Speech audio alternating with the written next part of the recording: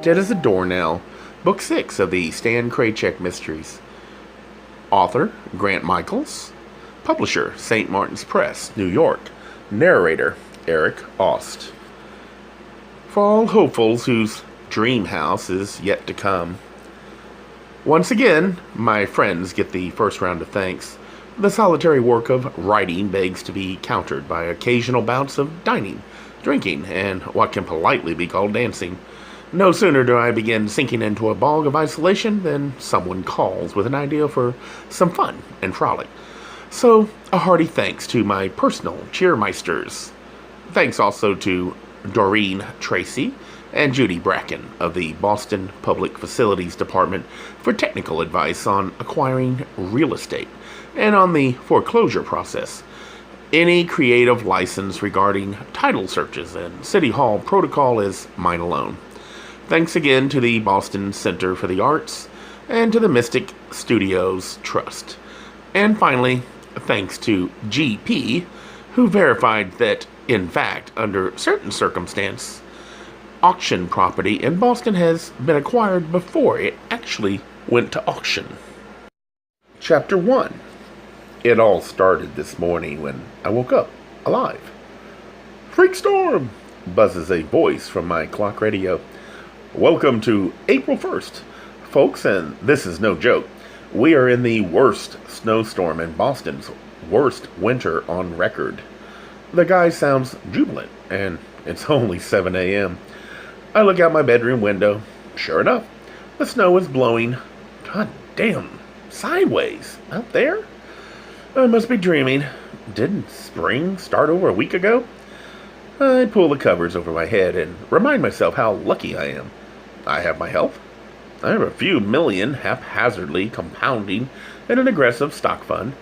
Something to be said for choosing an investment advisor not based on looks.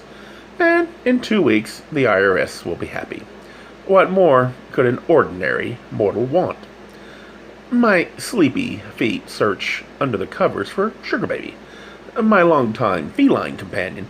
And then sleepy logic reminds me that she's with my niece now, or I left her when I took a much-needed vacation last fall. But when I went to pick Sugar up and bring her home, she refused to come. She clawed and growled and howled so horribly that I had to release her. Seconds later, she hopped into my young niece's lap and purred contentedly. I suffered briefly from rejection, but Gemini resilience prevailed, and I soon resonated that Sugar Baby was the fickle one, not I. I dozed for another half hour, then got up and had my breakfast with the TV. Now, there's no newspaper today, so I guess the snow really is serious. I take a longer shower than usual, and by 9 o'clock, I'm ready to face the grueling day ahead. Grueling for a former hairdresser, anyway. First stop, my vine-covered cottage. Yes, I own real estate now. What else do you do when you have too much money? Actually, my place is more like a virtual estate since it's uninhabitable.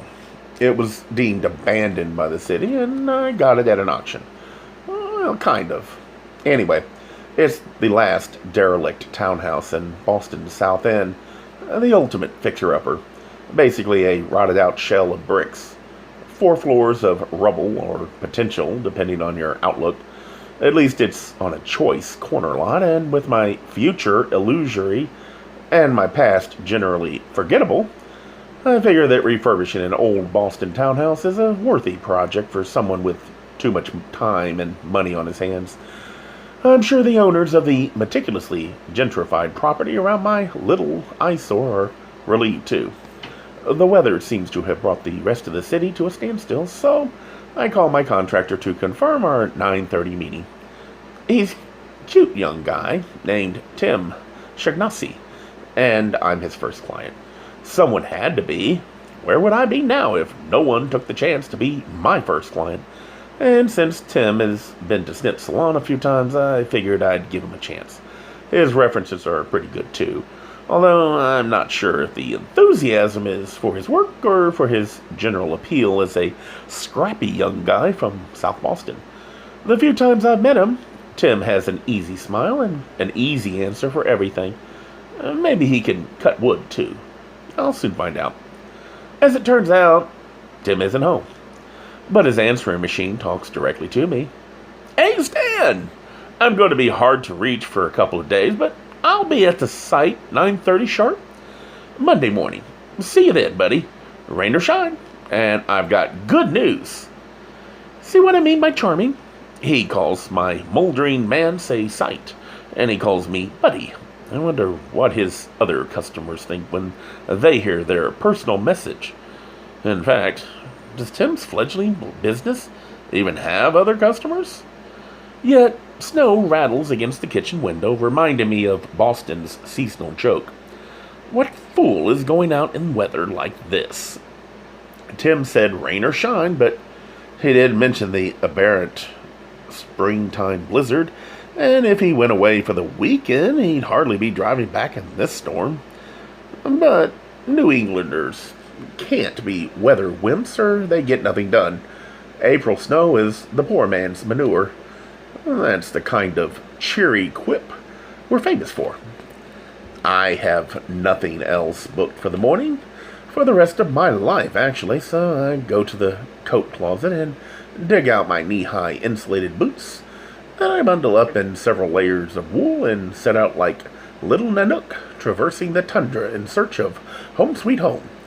I certainly can't drive today, not in this weather. My car is an Italian roadster that performs its sexy locomotion under blue skies only. I won't wear a hat either, not on April 1st, even if it is snowing. I will not empower the weather. Besides, I haven't cut my hair since last fall, so there's plenty of insulation up there. Driving snow, once you surrender to the incessant prickling on your face, is a very calming experience. Outside, even the hollow dirt of Boston is blanketed by soft whiteness. I make my way from the back bay, where I live now, to the south end, where I will live soon. I see few other footprints along the way. As I cross Copley Square, I stop and turn to see the trail I'm blazing through the flat, open area. All is quiet. There are no cars around, no buses even. Only the wind moves the air. I recall some music my late lover once choreographed. Footsteps in the Snow by Claude Debussy. I move forward again and try to pick up my pace. I remind myself, that's all past now. My lover is dead. I'm rich. I've regained my dumpling physique. And sometime next fall, I'll be the proprietor of the hottest little guest house in Boston. If not all New England. The place will be a beauty luxe, complete with an intimate beauty salon and health spa. Life will be beautiful as glamorous jet setters cross my not-so-humble threshold. This morning, Tim is supposed to have the final plans for the massive renovations. I'm hoping the good news he mentioned is that all the subcontractors came in under their initial estimates. The walk takes much longer than I figured, but finally I arrive at the property. My real estate. The apparent solution to life's insecurity. And sure enough, Tim's new truck is out front. It's one of those rugged four-wheel drive things, and it's parked near a snowdrift where the curb ought to be. Fresh snow has already gathered in the cleared-off windshield. There's probably a fire hydrant under this snowdrift, but who's going to ticket him on a day like this? The point is, despite the weather, Tim Shaughnessy kept his promise, which makes him exactly the kind of little tiger I want working for me. I turn toward the ruin that is my house and see that the snow on the wide outside stairway has been roughed up. Maybe Tim brought one of the subcontractors with him. Or perhaps it's his weekend companion, and they couldn't resist a buddy boy tumble in the snow before my arrival. I make my way up the front stairs and find the outer door unlocked. Tim's got keys, of course. I enter the building, and once again, the stench of rotted wood repels me. Tim has assured me the smell will be gone when the new work is complete. Here and there, small clumps of snow dot the floor like vague, anonymous footprints. I call out, but all is quiet. I call again, playfully, as though engaged in a round of hide and seek with two youngsters. Come on out, boys. It's your Uncle Stanley. Still no answer. I walk cautiously along the unsteady flooring. I see a small, wet place near the staircase. It's dark. A possible stain. I bristle. This will not do. This is my house, my floor now, and I will not have stains. No matter. Soon enough, the floor will be all new hardwood, nice, solid tongue and groove oak. So, what does a small stain matter now? Still, what is the wet spot? Something seems to be dripping from above. Something melting? But there's no heat in the place. How can anything melt? Then I see that it's not water. It's dark and opaque, like paint. I look up to where it's coming from. My eyes follow a scarred wooden banister that once traversed a graceful arc up to the second floor landing. I see a leg and an arm pressed against what's left of the balusters directly above me. I go to the foot of the stairway and look up. It's Tim. He's sprawled on the stairs, inverted, as though he tumbled down head first. I call out to him, not so playfully this time. Tim? He doesn't move. Reluctantly, cautiously, I make my way to the foot of the stairs. I creep up carefully, for everything shakes all splintery and unsteady. I get to Tim and jostle his shoulder. His head rolls a bit and exposes a badly bruised neck. Blood oozes from his nose and one ear and trails silently in a sticky, wet line along the stair tread, where, at the edge, it gathers into a heavy droplet and plummets to the floor below. I feel for a pulse on his neck. The skin there is smooth and firm, with hardly any beard. But it's too pale for a healthy young man, too gray. He feels warm relative to the surrounding air that is, but nothing moves under his skin. It appears that sweet little Tim Shaughnessy is dead. Did he fall? Was he pushed? Whichever it is, it happened recently. Very recently. For some reason, I look at my watch. It's just after 10 o'clock.